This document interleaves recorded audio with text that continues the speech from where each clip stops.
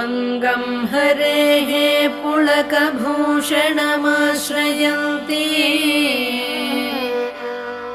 भृङ्गाङ्गनेव मुकुलाभरणं तमालम् अङ्गीकृताखिलविभूतिरपाङ्गलीला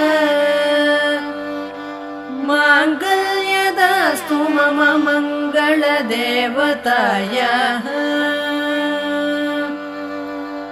मुग्धा मुहुर्विदधति वदने मुरारेः प्रेमत्रपा प्रणिहितानि गतागतानि